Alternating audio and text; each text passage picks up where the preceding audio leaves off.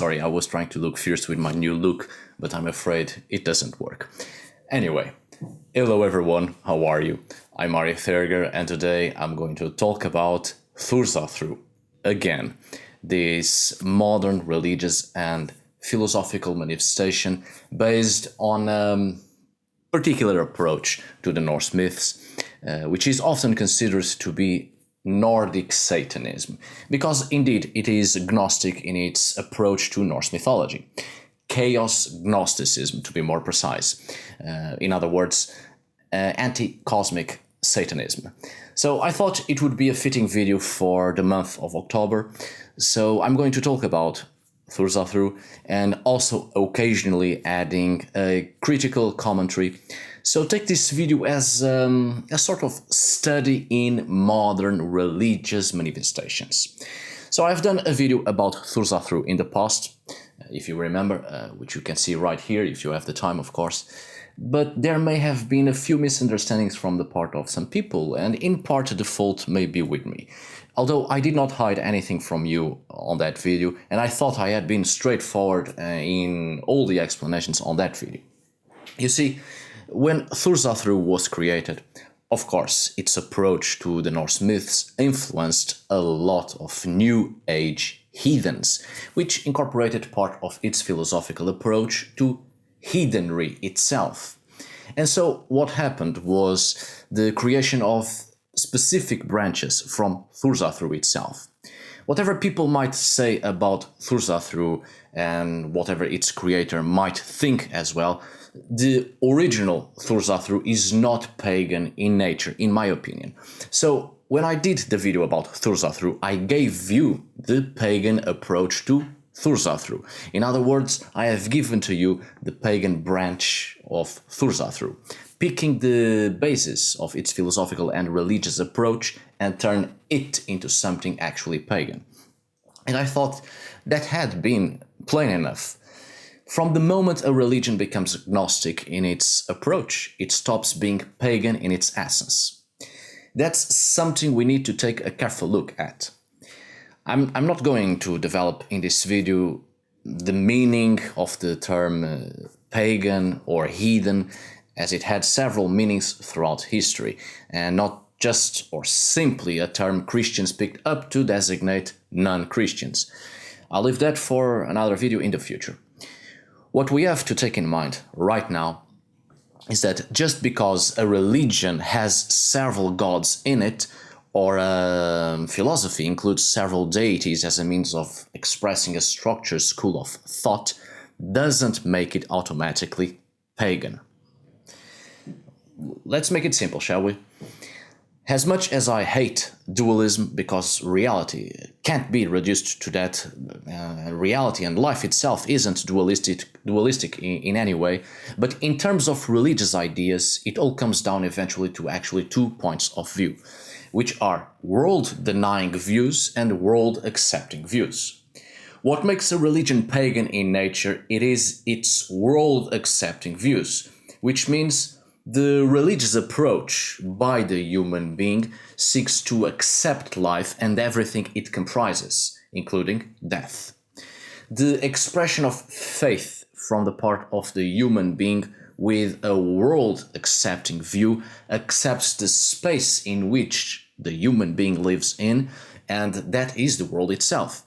World-accepting views are often animistic in nature, and there is no paganism without animism. A world-accepting view does not seek life out of this world, does not seek death as a means of release and to achieve some sort of spiritual reward. A world-accepting view understands that the world we live in is already the spiritual realm, the supernatural ecosystem, and all the gods, spirits, and the broader panorama of supernatural beings or entities already exist in this world, in a complex spiritual web that comprises every single spiritual entity, including the human being. And by living in this world, the human being is already inserted within the spiritual sphere. So the afterlife is understood to be in this world already. The notion that people go to Valhalla after death, a place for the brave in some high place called Hosgard, is actually a Christian medieval construction of the real original pagan Valhalla, which was a hole for a specific category of dead people and that resided in the underworld. And the underworld wasn't some hellish and dark place in a far-off land across the cosmos or whatever. The underworld was understood to be right here, the earth beneath our feet, the land of the dead. Whatever modern notions people have concerning paganism, and especially concerning Germanic and Nordic paganism of the past, it was all about world-accepting views and the life and afterlife in this world. So basically, a world-accepting view, in religious terms, is all about an everlasting cycle of the spirit residing in this world. A question of birth, life, death, and rebirth. A continuation of existence and being fully integrated within the spiritual reality, which is all around. On this line of thought, a world-denying view is precisely a type of religious, philosophical, and spiritual approach that sees this world as a mere temporary residence for the passage of the soul, and seeks to lead a life in a way as a preparation for the eternal life elsewhere, away from this world. A religion with a world-denying view understands that this life in this world must be a preparation for a reward after death and beyond, be that to gain access to heaven, save one's soul, gain enlightenment, nirvana, be with the gods, or ensure residence among the gods, or to obtain the quality of a god. It's plain and simple. A world-denying view aims for a reward after death, and as such there is the need for a detachment from this world and everything that lives in it. Therefore, this world and the life in it is forgotten, because the aim is individual, to reach an individual reward after death. World-denying views hunger for death to achieve an afterlife reward. So whenever modern heathens say Middle-earth is not for me, Valhalla awaits me, that's a world-denying view, and that isn't pagan at all. Thursatru isn't pagan in my opinion, as I've said, because it is anti-cosmic, therefore anti-life. Thursatru is also very dualistic, which transports us to non-pagan notions of the world and of life itself. Thursatru is Gnostic Satanism, and as much as I like some Gnostic notions, as well as Satanism almost as a whole, paganism was never Gnostic in nature. Now, Satanism empowers the individual human being, and that is very good, very useful, and highly recommended, because indeed each person must give value to themselves. Understand that each one of us can always become a better version than ourselves. And if the individual thinks for himself or herself and achieves enlightenment, power and wisdom by the development of our own qualities, abilities, intellect, self-analysis, indeed we perfect ourselves, and therefore each individual can and will create a better world, a better existence. Now, Gnosticism, as I've pointed out before, well, it originates from Christian and Jewish sects, so you can expect it to be a world-denying view. And paganism, as I've said, was a world-accepting view. Like I said, paganism isn't about the worship of many gods or simply being a religion that isn't part of the three main monotheisms, which are Judaism, Christianity, and Islam. If so, then Zoroastrianism would be pagan, and as you well know it, Zoroastrianism isn't pagan at all. What really makes a religious approach pagan in nature, it is its world-accepting views, and not the amount of deities existing in it. And dualism doesn't belong within paganism, because there wasn't the notion of good and evil in paganism, only action and consequence. Chaos and order, but chaos doesn't have to necessarily be evil and order doesn't have to necessarily be good. But just two natural forces, two opposites that complement themselves, and everything is the result of action and reaction. And the pagan mind of the past understood that if the right approach towards the supernatural is achieved or can be obtained, then the consequences will be better. So it was a constant interaction with the supernatural reality in an attempt to create a symbiotic relationship with the supernatural. Not a question of making friends with the spirits and all good and fairy tales. On the contrary, paganism of the past was still very animistic in its approach to the spiritual, which means it was a constant attempt, a constant endeavor to try to create a symbiotic relationship to avoid terrible consequences. The spiritual entities could give sometimes good things, but could also give bad things, but not purposely to cause harm or good, but simply the result of action. Pagans of the past dealt with the supernatural the same way they dealt with people. If you punch someone in the face, there will most likely be consequences and a series of events that will unfold and cause harm. But if you treat a human being in the right way, in an acceptable, honorable, and respectful way, you can be in good terms with the person and try to maintain those good terms for as long as you can for a beneficial outcome. Of course, with the influence of monotheistic religions upon paganism, their dualistic views of good and evil, light and darkness were pushed into paganism, and it created a sort of fairy-like view of paganism in modern times. Some gods are seen as whole good and others are all bad. Some spirits are good, some spirits are bad. And that wrong idea of paganism came to completely destroy paganism itself in our modern times. So Thursatru comes into the scene. Because in neo-paganism, especially in 19th century Romantic expressions based on a Gothic revival of the 700s, and such 19th century ideas brought to our days, created a paganism that never actually existed in the past. Speaking of Germanic and Nordic paganism, let's call it Heathenry, for a better understanding. In our contemporary times, since at least the 19th century, people tend to think that the Old Norse religion of the past is built on a good relationship between gods and human beings. So Thursatru comes to demonstrate the contrary. And in that aspect, and several other aspects, it's very useful to study this modern religious and philosophical approach, which is Thursatru. Even though Thursatru presents a dualistic and a world-denying view, and therefore doesn't make it a religious manifestation, pagan in nature, it actually contains useful information that shows people that paganism wasn't a fairy tale where there were benevolent gods in a good relationship with human beings and vice versa. On the contrary.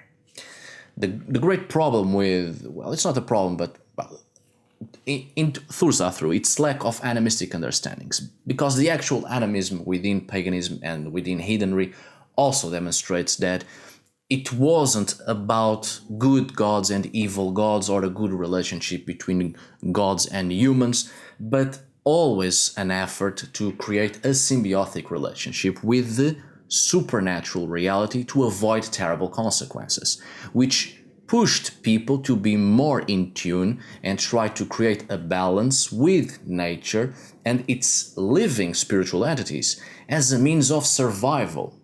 The gods and spirits could give sometimes beneficial things, but they could also be cruel. Nature is as beautiful as it is cruel, and so the pagan mind knew and understood that. So the pagan person of the past tried its best to fit into the cycles of nature and tried its best to survive by maintaining a symbiotic relationship with the supernatural, which was all around, through gifts, offerings, sacrifices, and rites.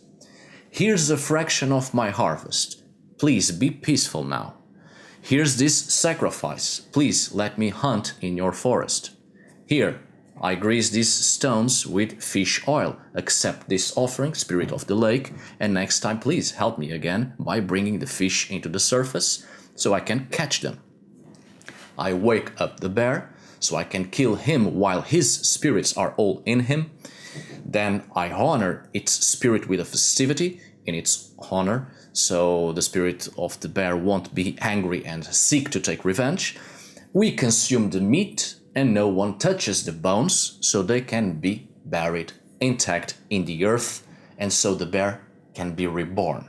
This is animism, trying to create a symbiotic relationship with the spirits all around, where the human being has the necessity to have some activity, even living. Animism was still very much present in paganism of the past. Thursatru isn't animism, it isn't paganism either, but I stand by what I have said in the past. It constitutes a series of philosophical and religious approaches quite useful to stop seeing the Norse mythology and the pre-Christian Scandinavian and Germanic spiritualities and belief systems of the past as something romantic where the gods above are good and the gods below are evil, and in between lies the human being who needs constant approval from the gods and being in good terms with the gods through worship. That's Christianity, not heathenry, not paganism as a whole. Thursatru, for precisely including a satanic philosophical approach, gives a lot more emphasis on the empowerment of the human being. As being Gnostic, it also gives emphasis to the human being as the vessel, the container that contains divinity in itself already. And the approach between human and divine, therefore, within Thursatru, isn't about subjugation. On the contrary, it's about the development of the natural potential that lies within by seeking the Thursian powers. And what are such powers?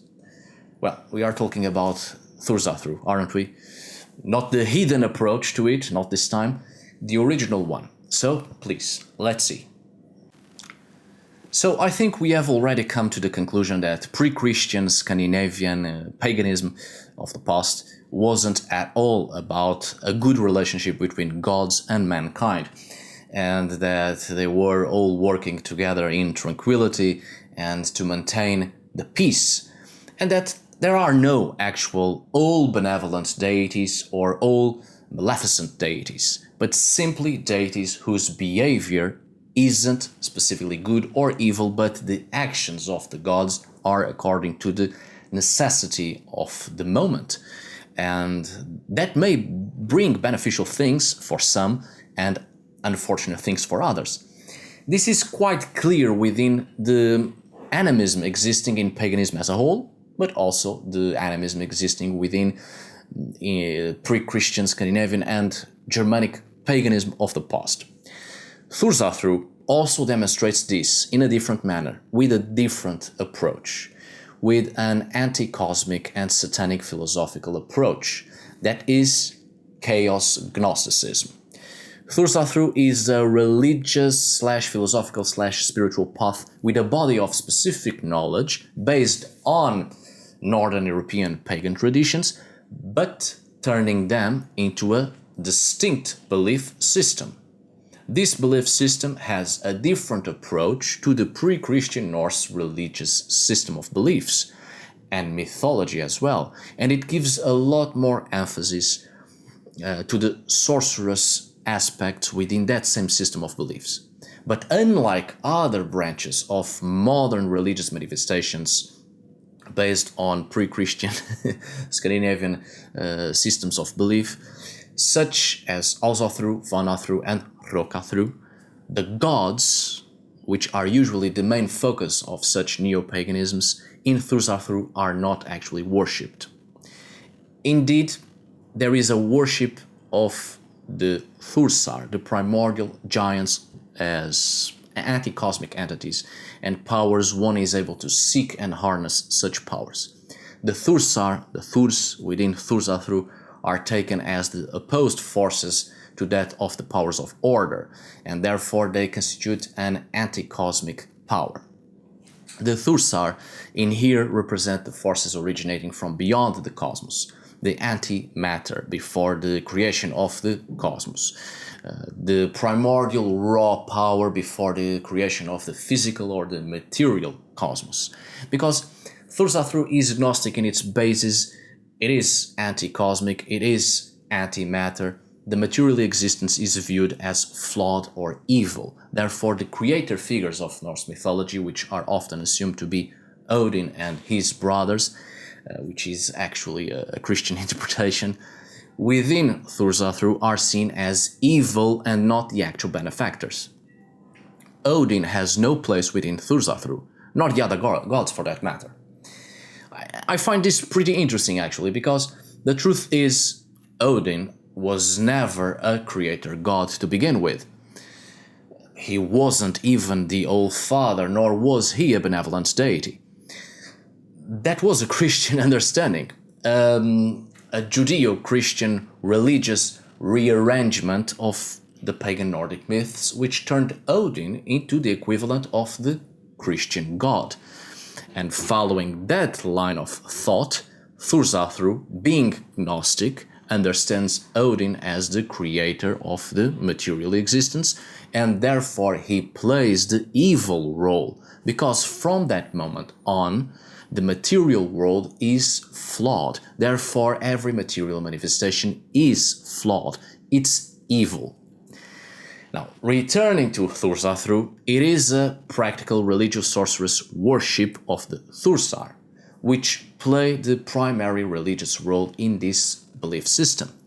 That much we have already established, I think. Now, within Heathenry as a whole, there is a strong movement called Chaos Heathenry, which goes against the usual romanticized notions of pre-Christian Norse beliefs, and goes against the made-up political notions that were attached to a false idea of heritage that never actually existed.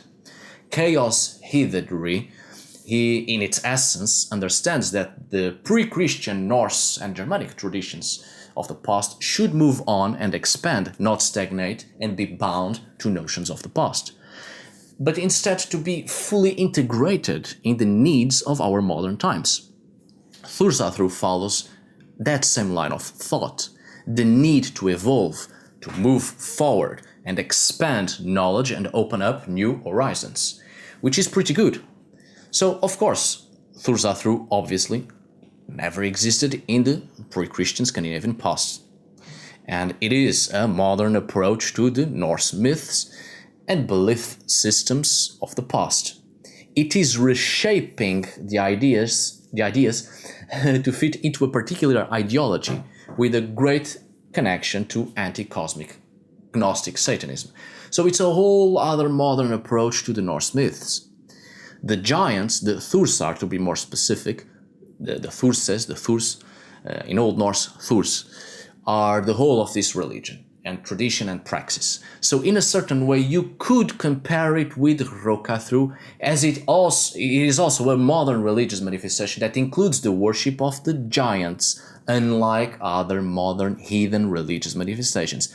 But unlike Thursatru, Thursatrú is pagan in nature and seeks to find the primitive roots, or rather seeks to find the more tribal and animistic approaches within Norse mythology and belief systems of the Old Norse people of the past, not only focusing on the giants but also the other gods and their more archaic aspects in an attempt to find shamanic parallels.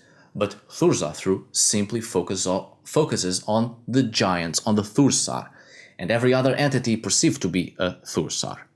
And it isn't concerned with animistic aspects and shamanism, but rather to seek the primordial powers originating beyond the cosmos as a source of knowledge and potential and apply it in the religious sorceress worship.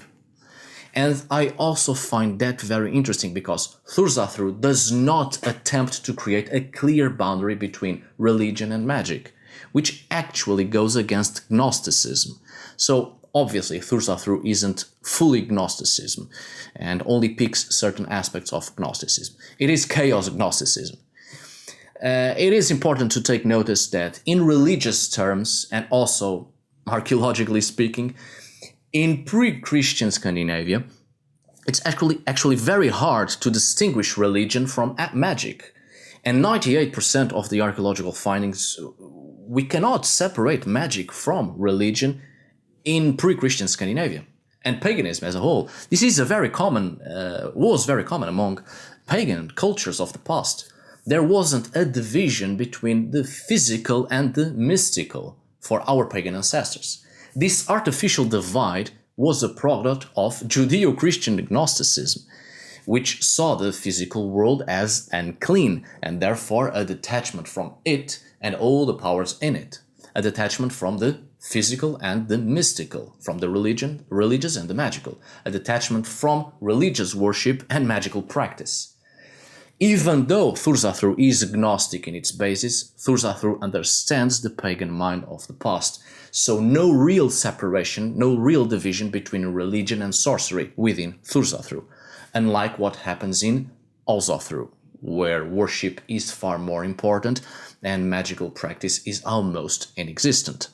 So Thursatru maintains this pagan approach, and there is no attempt to separate the religious worship from the practical sorcery. In this way, Thursatru is a spiritual exertion. The aim is to have a spiritual approach by the communication with the primordial powers through practical sorcery, in an attempt to release the spirit from its mortal shell to go beyond the cosmos into the realms of chaotic, primordial, and raw powers. A world-denying view, as you can see, aiming for spiritual reward beyond the physical world we live in, not seeking the powers and the spiritual ecosystem that inhabits in this world already, but seeking it beyond this world and beyond the cosmos even. Seeking a source of knowledge which is quite unusual, because it aims to seek the spiritual wisdom beyond the creational powers. Usually in religions, what is perceived to be the origins of divine power is precisely the conceptions of a creator entity. And that is the limitation of all power in some religions, the ultimate source of wisdom. But Thursatru seeks to focus on the powers beyond that, beyond the conceptions of creation. Because indeed, let's face it, the Norse myths are quite clear. There is spiritual existence before the creation of the physical cosmos. Ginnungagap, for instance, which is the power that will eventually give an impulse and create the very forces that will end up creating the physical cosmos, the material existence. The Norse myths tells us about what exists before the physical existence, the material existence itself being the consequence of something else, something older and far more powerful, which isn't material but a timeless spiritual power, a formless and limitless spiritual existence. And because it isn't material, it has no limitations. So no real limitations in this primordial wisdom, because it is boundless and expands, and therefore the knowledge that can be acquired is limitless too. So no real religious limitations when it comes to spiritual reward. Not a life that aims to go from point A to point B, but rather an everlasting endeavor to obtain limitless, boundless, and timeless knowledge. In other words, seeking out the forces that are free from material limitations, and as such forces are always spreading, expanding, evolving, and always developing, which in a way is reflected in Satanism itself as well. The necessity to overdo ourselves, the necessity to always become better. No real limitations to the wisdom and power and potential of the individual, of the human being, transcending its very material limitations. And the Thurs represent that within Thursatru precisely. I think it's necessary to underline a specific aspect which might bring some confusion to this.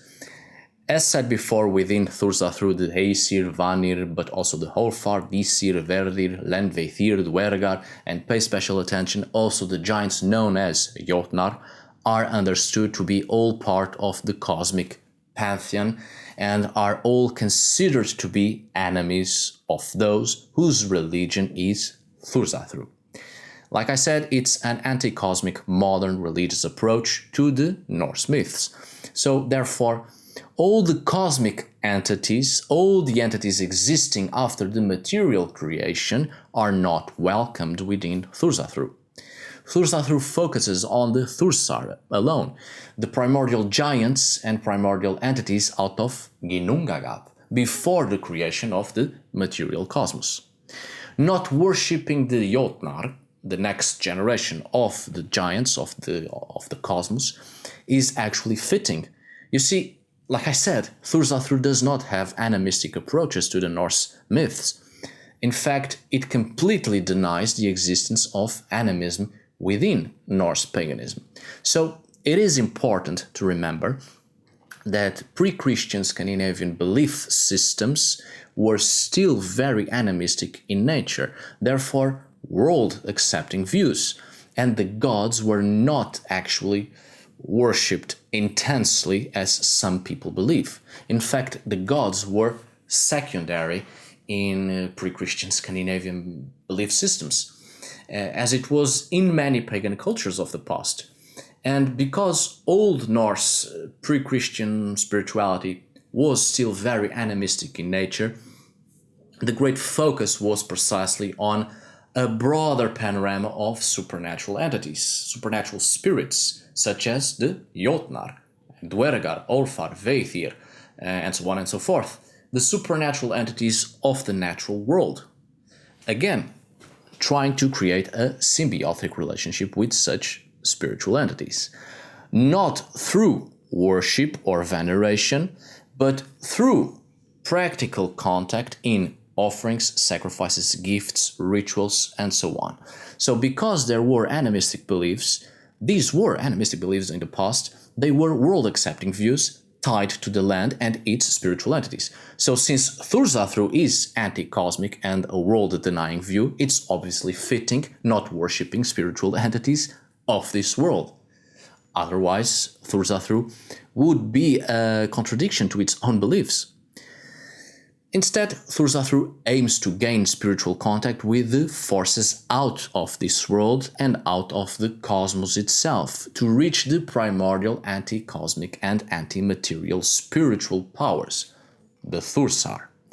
So the fact that every entity of the physical cosmos is considered an enemy of the entities worshipped within Thursatru, the Gnostic perspective of this worldview is essential and fundamental in the Thursatru worship and what aims to achieve in spiritual terms, which is creating a line of thought completely detached not only from this world, but the cosmos itself, in an attempt to stop being influenced by the physical reality we live in order to reach the wisdom of the primordial spiritual entities. Thursatru is a belief in the other world known as Ginnungagap. It is the belief in chaos. After all, it is chaos Gnosticism. The Thursar, the Thurs, represent in here the raw spiritual power that aided the sorcerer into be spiritually freed from cosmic imprisonment. The aim is clear, to spiritually cross over unto chaos. Thursatru is a spiritual undertaking where the physical body, the matter that constitutes the physical person, is understood to be a mere cosmic bond which imprisons the true spirit. So therefore, matters of the flesh are insignificant. In this way, Thursatru has yet another good thing. Racism and nationalism does not belong within Thursatru, because it's considered to be things of this world, things of the flesh, notions that bind people to the physicality of existence, and Thursatru aims to free the spirit from anything that binds people to the physical existence. Like I said, a world-denying view, pure and simple, aiming to seek a spiritual reward of sorts out of this world.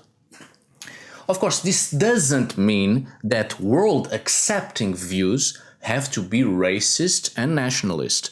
Of course not.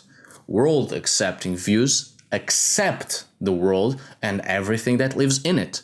So, those cannot be racist either, which just proves that racism has no actual place in any school of thought, in any religion, in any spirituality, because racism is considered ignorance, and the aim of each spirituality is enlightenment, be in this world or out of it. The aim is wisdom, evolution, moving forward, expand the mind, and not stagnation. Thursatru is not a folkism. It's not a religious manifestation that believes in the ridiculous idea that for a person to follow a specific spiritual path, they must have the ancestry and bloodline and live in the same geographical reality of the people that once worshipped the gods of a specific religion. Which is a ridiculous notion in several levels because, for instance, ancient people were constantly on the move. Pagans did not have a religion per se, but a series of belief systems, and their aim was precisely to incorporate several beliefs in order to have more means to contact the supernatural by actively do and participate in ritual. And this idea of a pagan religion of the past, a union of people of a nation, that's all made up nationalist crap from the 19th century onwards, aiming to construct a romanticized past that never actually existed just to fit into modern nationalist political ideas. Your ancestors were not united under a single banner and all loving each other and worshipping the same gods, and it was all about love and peace. Your ancestors were tribal groups killing each other, and each with their own specific belief systems, adopting several other foreigner belief systems to enrich their already existing belief system. Thursatru could never be a folkism or a folkish perspective, and racism and nationalism could never be part of Thursatru, because unlike some neo-pagan religious organizations that require a made-up notion of a certain geographical area or physical bloodline to be part of the religious organization, Thursatru has no need of those ignorant notions because it's a religious understanding that aims to develop the spiritual self and not the ego. Think about it in spiritual terms. Our spirit only has a geographic dwelling because it's inside a human body, and it happens to have been born in a specific place and a specific family. No one has a pre-choice in that. If every person is spiritual, then they simply have to seek what spirituality calls to them, and not made up political notions that are no more than yet another way to prevent people from actually achieving spiritual freedom and enlightenment, and bind them to hollow notions to keep people in the dark and in ignorance. Thursatru aims for spiritual development, and in that way, Thursatru has a very important lesson to teach many neo-pagan religious organizations, especially those based on some aspects of Germanic and Nordic paganism. The arrogance of mankind always prevents the development of inner potential.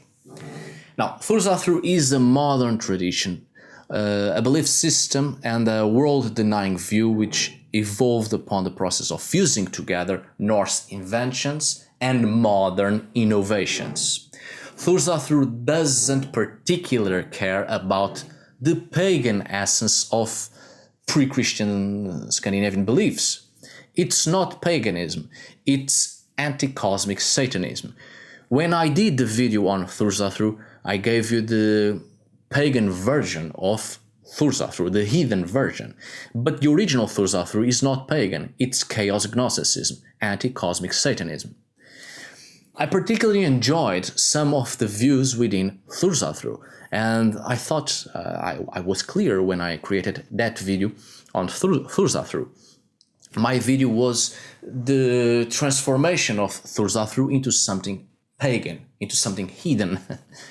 Thursatru has been around for over a decade, so it had some influences among heathens, some of which brought some notions of it into paganism, creating heathen branches of Thursatru, which are obviously not welcomed in the original Thursatru, but such branches exist nonetheless, forming several other schools of thought. It's important to remember that in pre-Christian Scandinavia, Odin was never seen as the All-Father, a creator deity. There's a long process of evolution of this entity, who would become Odin in Scandinavia. It seems to have had its origins possibly in Central Europe, pre-Germanic deity and pre-Indo-European deity, following the archetype of the Old Wise Man. The gods in Northern Europe gain a lot more emphasis in the written sources with the advent of Christianity and representations of the gods in Christian monuments, as well as rune stones raised after the Christianization. So, by Christian understanding, Odin ascended to the category of creator god and was highly compared with the Judeo-Christian deity. So by later sources, medieval sources, and most even after the end of the so-called Viking period, we have Odin as the creator god, king of heavens, father of the gods. This very Christian-like figure, all benevolent and all-knowing. So following those late medieval Christian understandings on the figure of Odin in the north, it's important to reflect another Gnostic point of view within Thursatru. As said before, Gnosticism sees this world as unclean. The material existence is evil and flawed, so its creator is equally flawed and evil. One of the main focuses in Gnosticism is to get rid of the fleshy prison, to get away from the material bonds that prevent the spirit from truly being free to seek out the hidden knowledge from beyond, which is being denied by the creator entity, which created the physical cosmos as a form of prison to enslave souls. So in the Thursatru tradition, as it has a Gnostic perspective on life and death and beyond, there is the understanding that the demiurgic god, that is the ruler of the universe, the creator entity of the physical cosmos, which in this case is Odin in his Judeo-Christian role as a creator, together with his two brothers, and as the ruler and king of the earth, heaven, and all the gods. In Thursatru, it is understood that Odin it is the evil one and the tyrant, the same way Gnosticism understands Yahweh, God, Allah, Zeus, and other creator figures as tyrants who use their powers to enslave and imprison mankind and every other living spiritual creature.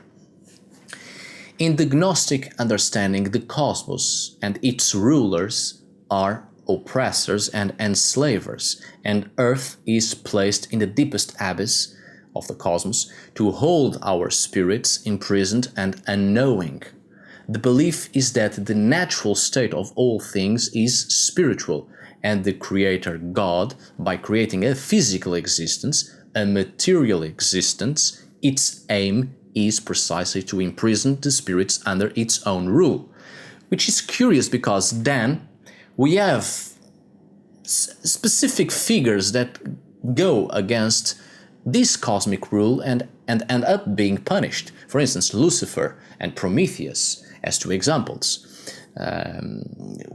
Who do not agree with this cosmic rule and being subjugated to the will and the oppressive power of this cosmic tyrant. So they set themselves loose, they set themselves free from the cosmic rule of the supreme God and bring light and knowledge to humanity, to free humanity from this imprisonment and giving to them knowledge to set themselves free from the oppressive tyrant of the cosmos, and seek out knowledge in an attempt to set their spirits free into the original form beyond the material cosmos, therefore beyond the limitations and imprisonment of the cosmic tyrant. The demiurge is evil. Gnosticism originates from early Christian and Jewish sects, as I've said, and it came to reverse the original understanding of those same religions. God is evil, Yahweh is evil, and we must not seek the seemingly blessings of this entity because it's a lie to maintain the spirits bound to the material cosmos, which this entity controls and prevents the spirits from achieving knowledge and be free. So the same thing happens in Thursatru. Odin is the demiurge, and it is not to be trusted. It is the enemy of spiritual freedom and knowledge. So beyond the cosmos, outside the prison of the material cosmos, dwells a world which in Thursatru tradition is referred to as Ginnungagap, a world which existed before the cosmos, or better still, limitless existence before the creation of the physical cosmos, and before its tyrant, the demiurge, which is understood to be ruled by a true and hidden God and Savior. In Gnosticism, there is the belief that there is a hidden and supreme entity that rules over the lesser divinity, which is the demiurge, the creator God, and the aim is to see past the creator to reach this hidden powerful figure. The demiurge itself and the material from which the demiurge fashions the universe are both considered to be consequences of something else, a far more powerful entity beyond the limitations of the physical cosmos. The demiurge is simply seen as an artisan-like figure responsible for fashioning and maintaining the physical universe, which is preventing the spirits from reaching the beyond, and people believe in the lies of the creator God, which is why in Gnosticism, just as in Thursatru of course, the aim is the abandonment of the physical cosmos, of the world itself, and everything in it, because it is all a lie created by the creator figure.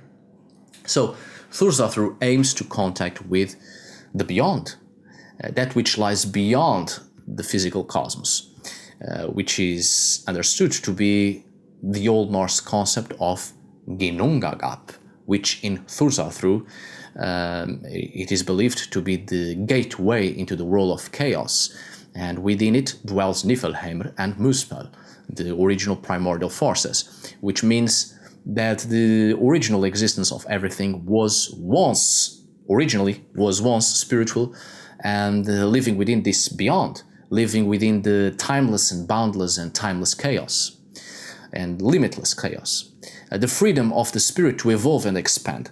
So in its most basic understanding, the mission of a Thursatru follower is to free himself or herself from the mundane world and return to chaos, return to the origins of the spirit, of the existence, by means of the Thursian powers, the primordial powers, by worshipping such powers, the worship of the Thurs, to gain access to the divine Gnosis. Gnosis is the knowledge based on personal experience or perception by the direct participation with the divine. So sorcerous acts are far more explored and important within Thursatru, as a means to directly participate and actively cause the divine powers to manifest themselves to us, to gain comprehensive enlightenment, which will help to free the spirit. So, as you can see, this is not actually a new pagan religious manifestation, as it is Gnostic and a world-denying view, and, like I said, Northern European pagan traditions were never Gnostic, nor were they world-denying views. In fact, to the majority of Old Norse ordinary people, of the past, the gods were secondary actually, and in some places practically non-existing, as people were a lot more dedicated to cult and ritual within the cultic practices, as a means to actively participate and be in contact with the supernatural, but of this world. Old Norse paganism was a lot more animistic and sought to interact with a broader panorama of supernatural entities. The gods start to gain a lot more emphasis in the north, in great centers of power and with the advent of Christianization, and turned into a means of political and social control. This doesn't mean people did not believe in the gods when they were pagan. They did believe in the gods, but the gods played a secondary role in their daily lives. And usually it wasn't a question of worshipping, but a question of cult and of actively doing and participating in ritual for specific necessities and to create a symbiotic relationship with the spiritual. And a symbiotic relationship doesn't mean it was to create some sort of good connection with the good spiritual entities. No, the aim was survival within the spiritual existence, which was all around already, and the human being was already inserted in it. So through a series of ritualistic practices, sorcery and witchcraft included, obviously, the human being consecutively strived to survive all the spiritual entities. It wasn't a question of worshipping or veneration, but a question of respect and both fear and reverence, and do what had to be done to survive. Worshipping the Norse gods is far more important in contemporary neo-pagan religious manifestations. Thursatru, on the other hand, isn't animistic in the slightest, nor pagan for that matter, in my opinion. Like I said before, Thursatru is a modern religious manifestation, the fusion between Old Norse inventions and modern innovations. It doesn't aim to maintain and perpetuate the Old Norse system of beliefs of the past, but rather to evolve and expand certain ideas through a specific religious and philosophical perspective. But mind that this doesn't mean that the Old Norse lore is completely forgotten. On the contrary, in Thursatru, it is still important to research and understand the Old Norse lore of the Norse mythology and creating a fusion with both Gnostic and anti-cosmic Satanism, focusing on the Thursar instead of the usually known gods and invoking the powers of the Thurs as a means of self-transformation to reach enlightenment, which will free the spirit from its material imprisonment. In Old Norse belief systems of the past, since it was still quite animistic, people were a lot more focused on the mundane affairs and focused on the spiritual existence of the world. So a lot more interaction with the natural world, with the surroundings and daily activities in the series of ritualistic activities to be in contact with such worldly powers. Thursatru, on the other hand, seeks to avoid mundane distractions, in the belief that those are elusive cosmic tricks to cloud and blind our consciousness, to imprison our spirits and prevent us from being spiritually free. Which isn't far from the truth if you think about it. Look at all the religions we have had and continue to have, and all the modern religious manifestations and organizations that do nothing but binding people to a single perspective, a single ideology constructed from a single theological understanding.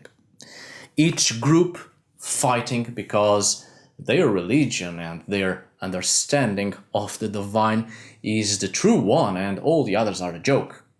And with religion, no one will actually reach the enlightenment those religions promise, but in truth they do not want to give it, because the truth is, religion is meant to control and keep people in the dark, to bind them in fear and keep them ignorant, to continue to seek out the lies of religion, to have a false sense of safety and protection and control.